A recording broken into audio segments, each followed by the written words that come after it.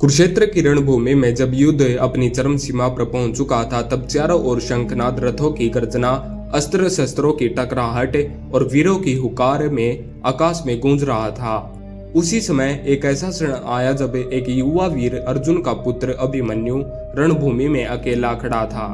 सामने कुरु पक्ष के महारथी कर्ण, द्रोण, कृतवर्मा, दुशासन, अश्वत्थामा आदि खड़े थे।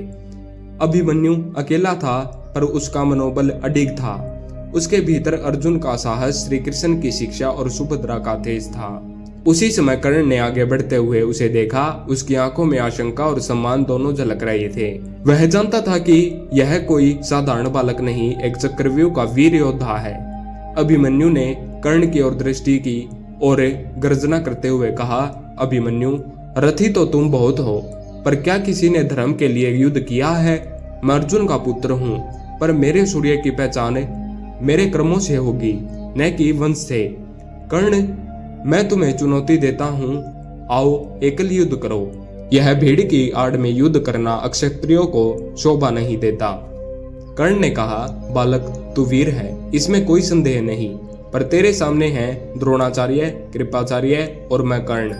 तू एक अकेला है। तेरा हठ तुझे मृत्यु की ओर ले जा रहा है। पीछे हट जा, युद्ध फिर कभी होगा। अभिमन्यु ने गर्व से कहा, मृत्यु से कौन डरता है? जो धर्म के पथ पर चलता हो। मैं जानता हूं कि तुम सब मिलकर मेरी मृत्यु चाहते हो, पर सुन लो कर्ण, जब तक मेरा एक भी श्वास चलेगा, मैं तुम्हारे झूठे अभिमान को रोक दूंगा। आओ एक योद्धा की तरह युद्ध करो। कर्ण ने कठोर स्वर में कहा, तू अर्जुन का पुत्र है, यह तेरे नेत्रों की ज्वाला से स्पष्ट है, परंतु क्या तू यह नहीं जानता कि चक्रव्यूह से बाहर निकलने का ज्ञान तुझे नहीं है?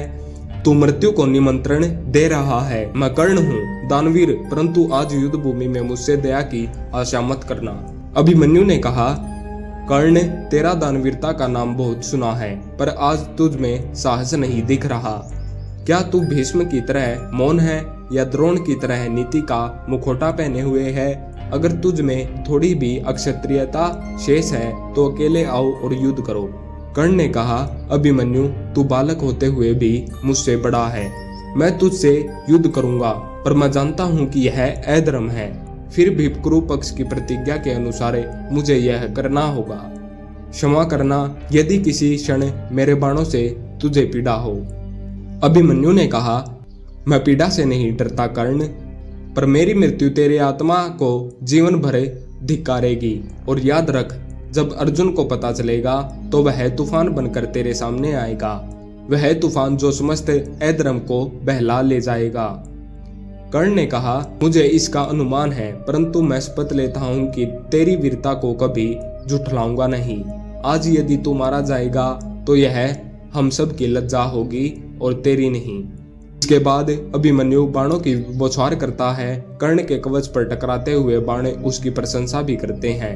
कर्ण भी प्रतिकार करता है, परंतु अभिमन्यु की गति बिजली जैसी तेज है। दोनों योद्धा वीरता की प्रकाष्ठा को छू रहे हैं। आसमान में घोर शब्द गूंजता है, जैसे देवता भी इस युद्ध को देख रहे हों। परंतु अभिमन्यु अकेला था। कर्ण ने नहीं, परंतु अन्य योद्धाओं ने भी उसे घेर लिया। द्रोण, अश्वत्थामा, कृतवर्मा सभी मिलकर उस एक बालक पर हावी हो गए थे। अंतिम क्षणों में कर्ण सोच रहा था कि क्या यही धर्म है? एक बालक जो अकेला चक्रव्यूह में घुसा, उसे इस प्रकार मारना क्या उचित है? क्या मैं एक कायर बन गया हूँ? अभिमन्यु गिरते हुए अपने अंतिम शब्दों में कहता है, कर्ण, मेरी हार नहीं हुई, मैं गिरा हूँ, पर तुम सब मिलकर मुझे गिरा सके। अकेले कोई नहीं, मृत्यु से नहीं, अधर्म से डरना सीखो। मेरा रक्त तुम्हें जीवन भर याद दिलाएगा कि अभिमन्यु कौन था। अभिमन्यु और कर्ण का यह संवाद केवल शब्दों का आदान प्रदान नहीं था, यह दो युगों की भिन्नताओं का मंथन था। एक और आदर्श और दूसरी ओर व्यवस्था।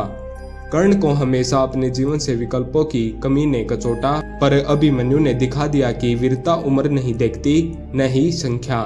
आज भी जब अभिमन्यु की गाथा गाई जाती है तो कर्ण की आंखों का वह पश्चाताप भी स्मरण में आता है, क्योंकि वह क्षण केवल युद्ध का नहीं, आत्मा के द्वंद का भी था।